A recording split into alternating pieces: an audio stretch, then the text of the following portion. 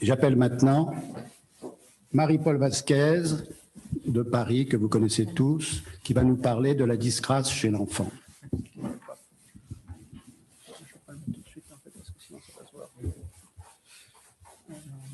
En regardant l'exposé de Chloé Bertolus, je me dis que la différence dans notre discipline, pardon, mettez-vous comme ça. Dans notre discipline et les autres, c'est qu'il y a une quatrième dimension qui est la face et que tout se voit et que la face, c'est plein de choses, l'identité, etc. et que cette quatrième dimension est très importante. Et chez l'enfant, je vais dire qu'il y a une cinquième dimension, c'est la croissance. C'est-à-dire qu'on va passer d'un 3 kg 50 cm avec un visage avec une certaine morphologie à 1,80 m, 70 kg et le jeune adulte, puisque pour moi la pédiatrie c'est jusqu'à la fin de la croissance. C'est-à-dire qu'on est en chevauchement avec les services d'adultes. Alors, l'atteinte d'un visage, c'est toujours un choc pour les parents, pour la famille, mais c'est aussi un choc secondaire pour l'enfant, puisque très souvent, que ce soit d'origine congénitale ou acquise, donc relativement brutalement, il y a toujours une culpabilité des parents, pour peu d'ailleurs qu'il y ait un responsable de l'accident, mais même dans les malformations, on retrouve cette culpabilité. Et l'enfant, en grandissant, va développer, lui, une culpabilité, c'est de ma faute si mes parents ont dû assumer ça. Donc, c'est extrêmement compliqué et nous avons aussi une psychologue dans l'équipe. Et je pense qu'il faut toujours une psychologue, mais la psychologue ne doit pas remplacer l'insuffisance du chirurgien, puisque c'est quand même les explications qui vont permettre de donner de l'espoir et de s'en sortir, que ce soit pour les enfants ou pour les parents. Donc cette croissance, et surtout, cela veut dire que contrairement à l'adulte, où là on a un raisonnement d'unité anatomique, on va faire de la chirurgie dite interceptive, c'est un mot anglo-saxon, c'est-à-dire progressive, sans risque, sans aggraver, et toujours en tenant compte dans sa tête des techniques à venir, parce que les nouvelles techniques et les innovations, on les sait à l'avance. On sait qu'il va y avoir des médicaments dans les malformations lymphatiques, on le sait depuis 20 ans, et bien c'est arrivé. Et donc on doit tenir compte de ça. Les malformations, c'est un terme qui est très mal vécu par les familles et les enfants. Je suis mal formée. Il vaut sûrement mieux utiliser le terme anglo-saxon anomalies. Les anomalies, peu importe, de toute façon, il faut l'appeler. Ça représente globalement 1,5% des naissances, qui est à la fois beaucoup et pas beaucoup, mais bien sûr, là-dedans, il y a toutes les gravités, des formes minimes qui ne se voient même pas, jusqu'à des formes graves. Mais ça veut dire que c'est un enfant et une famille qui va être suivi pendant 18 ans, 18-20 ans dans une équipe. Et c'est un peu, comme ils disent, une deuxième famille. Les malformations ont toujours une connotation péjorative, surtout au Moyen-Âge, où c'était même une punition. Mais dans les livres historiques, on retrouve souvent des comparaisons, profil d'oiseaux, faciès de bovins. Et finalement, ça a été les premières définitions ou classifications. Il y avait beaucoup de comparaisons zoologiques ou botaniques. Pour le terme de bec de lièvre, c'est sous Ambroise Paré, c'était plutôt Pierre Franco qui opérait les fentes. Et en fait, les enfants étaient opérés à l'âge de 7 ans. Ils avaient donc des dents, d'où le terme de bec de lièvre. La gueule de loup, c'est la fente bilatérale totale que vous avez en bas, avec l'aspect échographique prénatal. Et c'est en fait une comparaison botanique, puisque la gueule de loup, c'est le muflier des jardins, c'est donc une fleur. Malheureusement, ce terme, j'ai tout fait moi pour le faire disparaître des carnets de santé, on le voit encore malheureusement de temps en temps. Paul Tessier, on ne peut pas parler de notre discipline sans parler de Paul Tessier, c'est sa classification, même s'il y a eu des classifications avant lui, qui montre toutes les malformations de l'embryon, c'est-à-dire avant jusqu'à 10 semaines de grossesse, où il y a des anomalies de fusion sur des axes constants du visage qui atteignent donc les tissus mous, les parties osseuses et plus tard les parties dentaires. L'intérêt de cette classification, elle n'est pas génétique, elle n'est pas développementale, mais elle est anatomoclinique et elle sert à tous les chirurgiens et on parle de la même chose. Le diagnostic anténatal a révolutionné les malformations de la face. Pourquoi?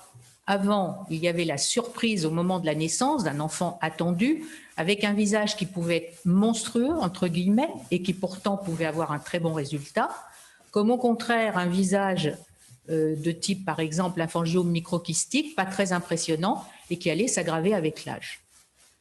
La plupart du temps, le diagnostic maintenant est fait avant la naissance. Il va donc permettre d'affiner le diagnostic, de faire le pronostic, que ce soit de la malformation ou du syndrome éventuellement associé.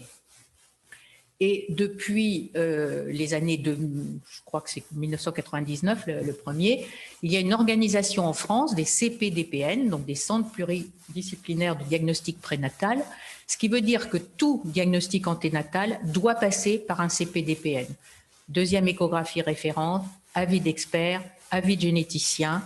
Et s'il y a des difficultés pour savoir si la grossesse ou pas doit être continuée, il y a des avis d'experts multiples et évidemment l'avis des parents.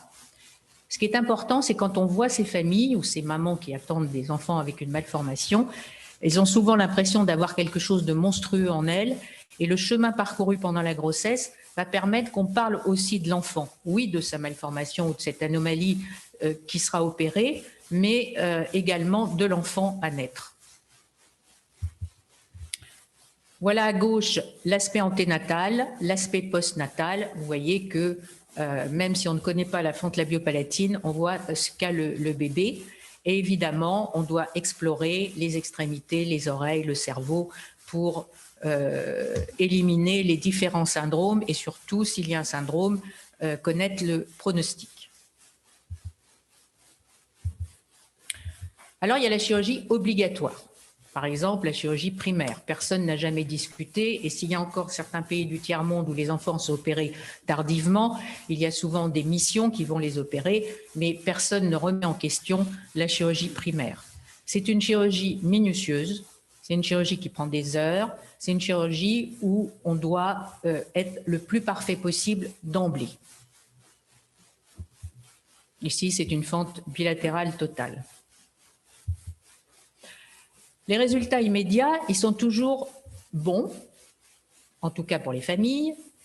Ils doivent être bons pour le chirurgien parce qu'actuellement, et je vous en parlerai un petit peu plus tard, il y a des centres labellisés maintenant en France sur le traitement des malformations de la face.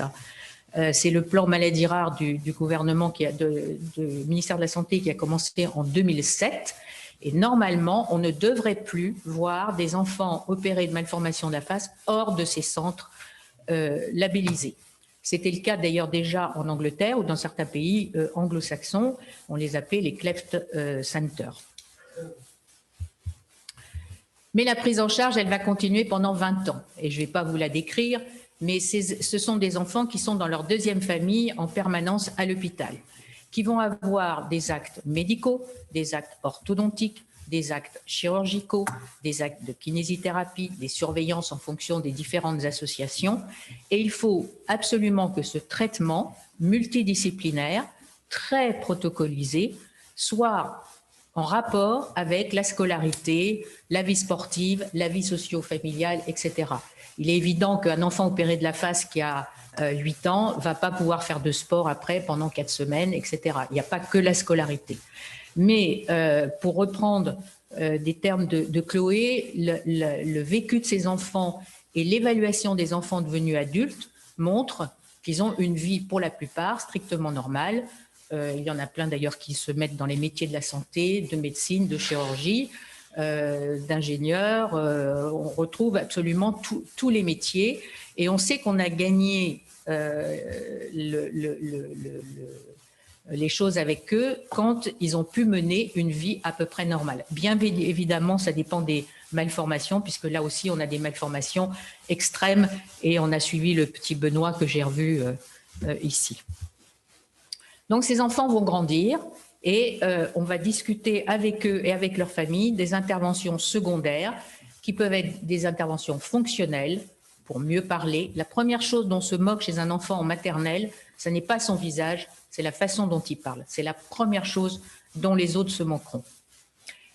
Qui sont donc des interventions fonctionnelles sur le voile du palais, sur la respiration nasale, sur la mastication, sur l'articulé dentaire, ou des interventions dites morphologiques ou esthétiques sur le nez, la lèvre, etc. En fin de croissance, classiquement, le maxillaire ne se développe pas assez, on pratique des ostéotomies, de la chirurgie dite orthognathique qui se faisait plutôt dans les services d'adultes avant, qui maintenant se fait chez la fille entre 14 et 16 ans, chez le garçon entre 15 et 19, et donc qui est intégrée dans le même parcours. L'intérêt pour les familles et les enfants, c'est qu'ils ont le traitement depuis la naissance jusqu'à la fin de la croissance au sein de la même équipe. Donc vous avez le résultat avant et après. Et là, je vais vous dire un petit mot de la distraction, ce qui va me permettre de répondre à la question du syndrome automandibulaire, qu'on appelle maintenant la microsomie hémifaciale, dans le cadre, par exemple, du syndrome de Goldenard. Vous avez la technique d'allongement osseux des jambes, que moi j'ai bien connue en orthopédie pédiatrique, y compris chez M. Bedwell, qui permet l'allongement osseux sans greffe, avec un allongement progressif, avec une capacité de formation osseuse qui est extraordinaire. Eh bien, dans les années 90, nous avons appliqué, le premier, ça a été McCarthy à Boston, mais nous l'avons appliqué en intraoral, donc sans cicatrice, et nous avons développé un distracteur. Le premier a été sur la mandibule, en faisant une ostéotomie sans apport de greffe, en tournant tous les jours le distracteur, et on augmente ainsi le cal osseux. Donc ça, c'est la meilleure technique maintenant pour allonger chez l'enfant la mandibule dans les syndromes automandibulaires. S'il y a une quantité d'os insuffisante et qu'on ne peut pas faire de distraction, nous pratiquons une greffe costale, chondrocostale, dans la mesure où, pour augmenter les tissus mous, on fait des lipostructures et non pas des lambeaux libres. De la même façon, on a pu appliquer la distraction sur le maxillaire en créant des distracteurs. On a fait plusieurs transferts industriels. L'avantage, c'est que dès l'âge de 8-9 ans, on peut avancer le maxillaire. Et comme a dit cet enfant, maintenant, on ne se moque plus de moi à la récréation. Ce geste est un geste interceptif, ce qui ne veut pas dire qu'il n'y aura pas en fin de croissance à nouveau une ostéotomie. Mais en tout cas, il change le profil de l'enfant. Dans la classification de Paul Tessier, vous avez tous les axes des fentes. Donc voici ici une fente numéro 4, avec, vous voyez, un défaut orbitaire qui sera corrigé progressivement. Et en fait, cet enfant a eu des lipostructures et maintenant, à l'âge adulte, elle a en fait la graisse qui s'est trop développée et il a fallu au contraire lipoaspirer. Donc, tant qu'on n'est pas arrivé à l'âge adulte, il ne faut pas se réjouir trop vite, ça, on le sait. Ça, ce sont des fentes plus banales, entre guillemets, des fentes commissurales bilatérales, mais elles sont également diagnostiquées en anténatal. Et là, la sanction cicatricielle est minime, donc elle est acceptée. Mais le vécu des parents n'est pas toujours proportionnel à la gravité de la malformation. Voici une fente complète, c'est une petite fille qui est née au Portugal sans aucun diagnostic anténatal et qui a donc pas d'hémivoile, pas d'hémimandibule, pas d'hémilangue. Et donc là, on se retrouve dans des reconstructions où chez l'enfant, on ne fait pas de lambeaux libres. On fait des constructions progressives. Vous voyez ici, il y a une reconstitution de la mandibule refait sur un modèle costal avec un modèle en 3D stérolithographie qui a été fait auparavant. On reconstruit l'hémivoile avec des lambeaux locaux, des lambeaux à partir de la paroi pharyngée. Tout est fait en local, ce qui ne veut pas dire qu'à l'âge adulte, il n'y aura pas des choses un peu plus importantes. Mais jamais on ne fera de lambeaux dans ces cas-là. Les dysplasies cutanées, elles sont nombreuses chez l'enfant, sur tout le corps. Ce sont les névus pigmentaires et autres dysplasies. Évidemment, à la face, elles choquent parce qu'elles vont grandir, elles vont s'épaissir, mais surtout, elles ne sont pas diagnostiquées en anténatal. Dans le cas de ce petit névus, mais qui en fait, vu la taille de l'enfant, ça représente quand même la moitié de la joue, on fait des résections progressives, sauf que vous voyez, au début de la puberté, vous avez une déviation du nez progressive qui fait qu'il y a une aggravation post-pubertaire et qu'il a fallu réaxer son nez. Et donc ça, c'est un peu imprévisible au départ. On est content d'avoir enlevé tout le névus, et en fait, on se retrouve avec une perte de substance et donc un retentissement sur la croissance nasale. Voilà un autre exemple d'exérèse successive de type lifting progressif. Et là, l'élasticité de la peau de l'enfant permet ça. Et donc, on ne l'enlève pas en une fois, on ne fait pas d'expansion, on fait des résections successives jusqu'à ce petit reste. Et là, merci au laser à dépigmenter. Là, on ne sait pas faire. Là, on peut tout faire. On peut démarrer des interventions. Il y a des enfants qui ont eu 50 interventions, 40 interventions, qui ont des cicatrices. Le problème est de savoir jusqu'où on va, puisqu'on sait qu'on ne pourra pas y arriver. Donc ça, ce sont des discussions, comme disait tout à l'heure, de staff avec les familles. C'est comme un brûlé.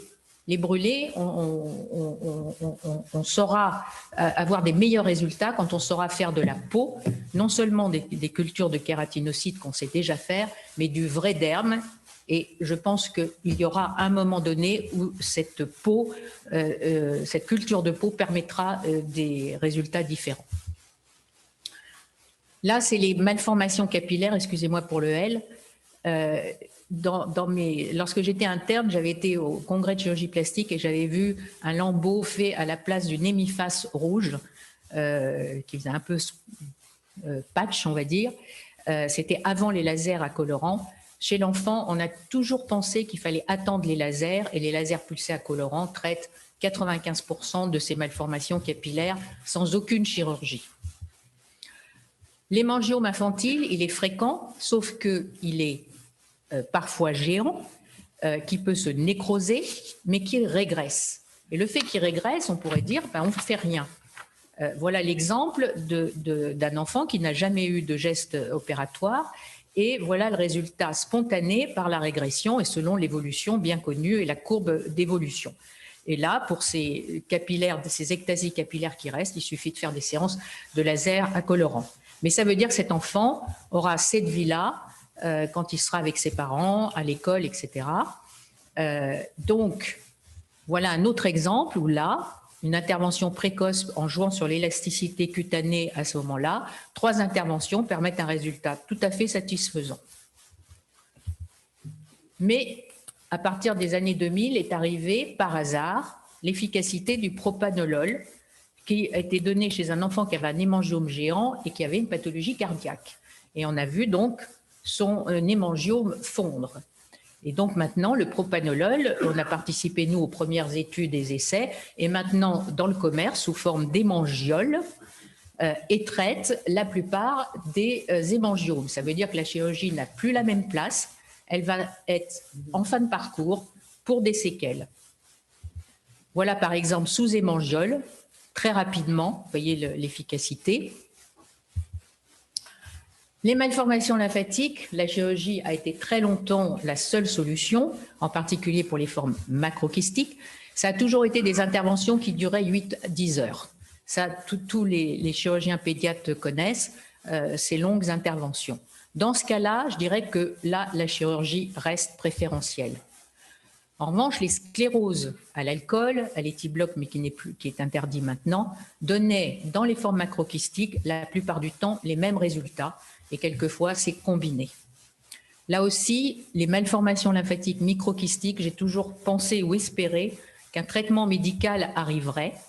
Eh bien, pour ceux qui ont entendu parler des travaux de Guillaume Cano dans les hypertrophies avec les mutations PIK3CA, et le traitement qui était jusque-là, qui est encore expérimental, qui est l'alpelisib, qui a diminué, eh bien on s'est aperçu que dans les malformations lymphatiques, il y a également ces mutations, et donc les traitements commencent, et en particulier dans les formes microkystiques. La difficulté, c'est l'anténatal, parce qu'il faut des critères pronostiques en anténatal. Le critère principal, c'est les formes unilatérales sont de meilleurs pronostics. Les formes bilatérales envahissent le plancher, la langue, la mandibule et sont de traitement extrêmement difficiles. Et ce sont des malformations qui s'aggravent avec l'âge. Et on a l'exemple d'une petite qui s'est suicidée à 14 ans à Bordeaux et qu'on avait suivie depuis la naissance. Donc, il y a un grand espoir sur ce traitement médical dans les malformations lymphatiques graves. Je vais vous parler des morsures de chiens et des brûlures parce que là aussi, ça donne des amputations, des atteintes du visage. Et là, on est dans une situation différente, c'est-à-dire que c'est un enfant à visage normal connu de la famille qui brutalement va changer de visage. Les morsures de chien, c'est pas négligeable puisque c'est 1% des urgences chirurgicales pédiatriques. Et comme ce sont souvent des enfants de petite taille, c'est la phase dans la plupart du temps avec des séquelles qui peuvent être physiques graves et psychologiques. Et dans 90% des cas, voire plus, c'est un chien de l'entourage, donc ça pourrait être évité. Les principes des sutures, des morsures de chien à la face, c'est qu'elles doivent être réparées sous anesthésie, dans un bloc opératoire. Et je rejoins Chloé, actuellement dans les hôpitaux, comme tout est compliqué, mot que on ne devrait même pas utiliser, on a tendance à réparer ce genre de plaies aux urgences, et bien le résultat esthétique ne sera pas bon. Chez les amputations, puisque le chien va mordre et va arracher le nez, la joue, l'oreille, etc. D'une façon générale, ce qui est loin des orifices, il faut faire de la cicatrisation dirigée. Ce qui est près des orifices, il faut préparer soit une greffe, soit un lambeau local, mais être très prudent. Voilà la cicatrisation dirigée. À gauche, vous avez une suture et vous voyez qu'en bas, ce que donne la cicatrice. Et si on accompagne bien la cicatrisation dirigée, vous avez quasiment le même résultat sur la joue droite. C'est des semaines de cicatrisation, c'est des semaines après de traiter les cicatrices, mais on y arrive. Là, ce sont des greffes composées, cutanéo-muqueuses, puisqu'on est près de la bouche et qu'il ne faut pas faire de cicatrisation dirigée parce qu'on aurait une rétraction. Et voilà, en revanche, qu'on peut avoir, c'est-à-dire des dégâts faramineux qui recouvrent finalement les dégâts que vous avez chez l'adulte sur des traumas balistiques ou des accidents graves. Chez l'enfant, on est conservateur et vous voyez qu'on a remis la pièce que le chien avait avalée.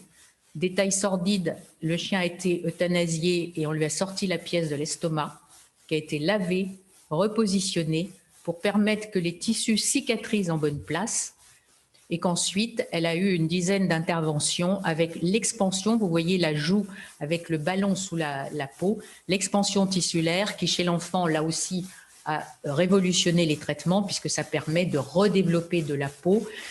Comme je dis, c'est comme si on utilisait la peau de la femme enceinte juste après l'accouchement pour recouvrir tout ce qu'on a besoin de recouvrir.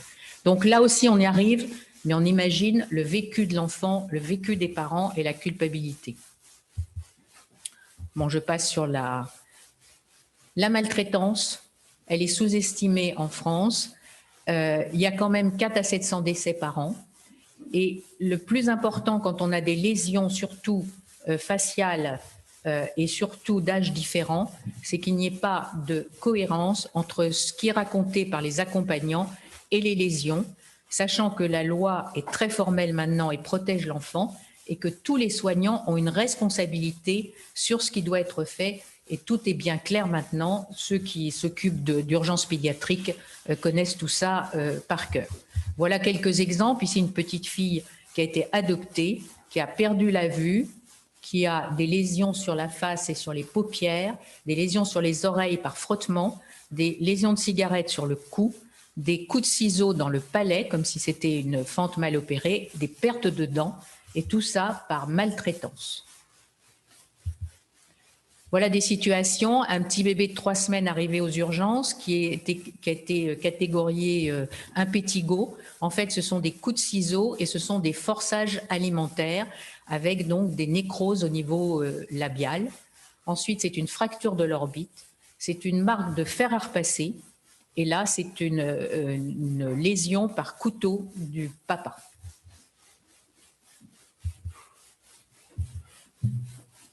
Les brûlures. C'est pareil, les brûlures peuvent sacrifier un visage. Il y a toujours avant-après, souvent les parents ont la photo avant. Les brûlures les plus fréquentes sont les bouillantements, sont les liquides bouillants qui touchent la face, parce que ce sont des petits enfants qui essayent d'attraper quelque chose, et la face antérieure du thorax. Heureusement, la plupart du temps, on est dans le deuxième degré intermédiaire ou superficiel. Et les techniques actuelles, en particulier dans le centre de brûler enfants, à l'air, permettent une récupération et le minimum de cicatrices. En revanche, les brûlures par flamme sont toujours gravissimes. Là, c'est des 3e degrés et on sait qu'on n'aura plus jamais le visage d'avant.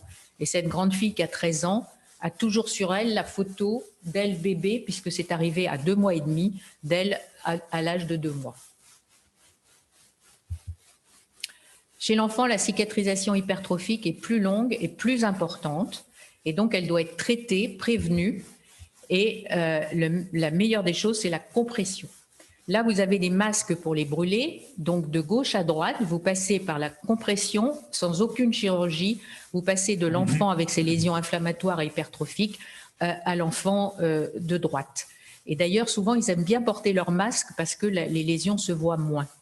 Ces masques peuvent être adaptés à n'importe quel endroit du corps pour comprimer, que ce soit sur un bras, sur un front, ils peuvent être limités, mais ils doivent être portés longtemps.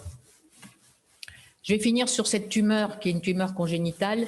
Je ne vous parlerai pas des tumeurs malignes parce que chez l'enfant, il y a quand même beaucoup le rôle de la chimiothérapie avant. Donc la chirurgie s'est modifiée, même s'il y a encore des amputations. Mais les tératomes sont des tumeurs congénitales, là aussi qui vont être diagnostiquées en anténatal. Les tératomes sont plus fréquents dans les familles de jumeaux. Et je vous montre la vue opératoire parce que chez l'enfant, on conserve la peau. C'est-à-dire que vous voyez que la peau qui a été étendue par la tumeur, il ne faut surtout pas la réséquer et vous voyez qu'elle va se résorber elle-même, se retendre et reprendre son élasticité. Il faut donc garder le maximum de peau, c'est pareil pour les malformations vasculaires. Donc en conclusion, l'enfant est acteur de son traitement, ça veut dire qu'il a son mot à dire depuis très petit. Un enfant très petit est capable de dire ce qu'il veut. Il n'est pas toujours d'accord avec ses parents, donc tout ça se discute.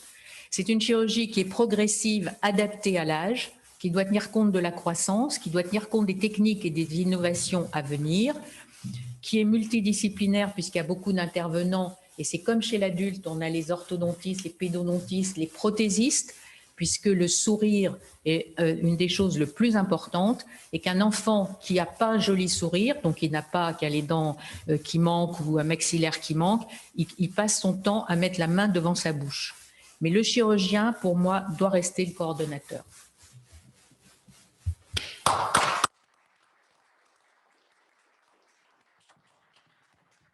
Merci beaucoup, Marie-Paul. C'est très émouvant. Est-ce que vous avez des questions? Jean-Pierre Rosenbaum. Oui, bonjour. C'est impressionnant, c'est émouvant. Bravo pour tous ces magnifiques actes de réparation que vous réalisez chez ces enfants. Je voulais simplement vous demander un élément technique. Je suis ophtalmo, donc je ne suis pas dans votre spécialité.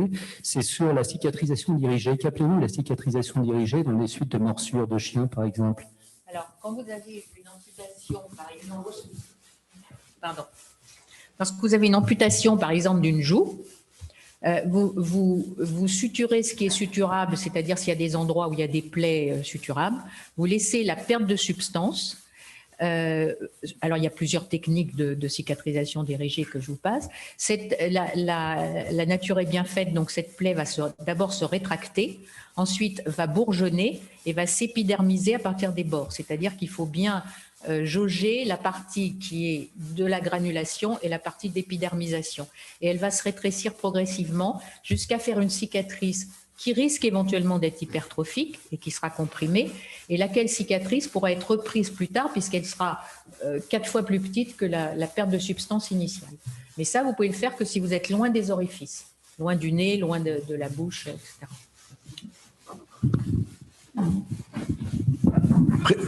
Présentez-vous. Pierre Lascombe. Oui. Je suis orthopédiste, chirurgien pédiatre. Et je vous remercie déjà sur la sensibilisation sur ce qui est acquis, les brûlures, les morsures de chiens, parce que ça fait beaucoup parler. Mais moi, en tant qu'orthopédiste pédiatre, et vous avez été l'élève de Jean Boutwell, j'ai une question technique à vous poser concernant l'allongement du maxillaire. Les maxillaires, oui. Comme vous savez, quand on allonge un fémur ou un tibia, moins de 2 cm, on peut le faire extemporané, plus il faut le faire progressif à cause de l'allongement des tendons, des nerfs, etc. Et on le fait à une vitesse de 0,75 à 1 mm par jour. Quelle est votre indication d'un progressif versus extemporané, s'il en est?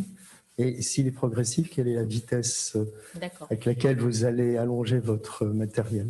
Merci. Oui, alors c'est une bonne technique parce qu'effectivement, moi qui suis d'origine chirurgien pédiatre et qui est formé chez Monsieur Bédouel et aussi à Saint-Vincent-Guillaume, j'ai voulu appliquer l'Ilizaroff à la face.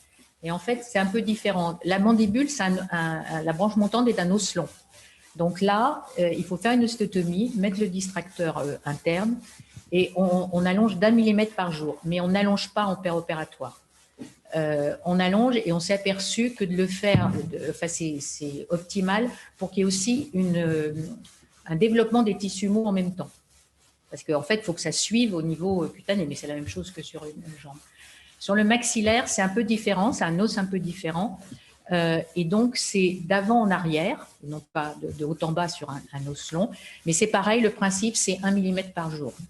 Si l'enfant a mal, on attend un peu, c'est-à-dire qu'on peut rester un jour ou deux sans allonger, le faire sous antalgique systématique. Ce sont les parents qui tournent, c'est-à-dire que c'est commencé en milieu hospitalier, après c'est eux, et on laisse une fois que la longueur est obtenue, on le laisse plusieurs semaines avant de l'enlever.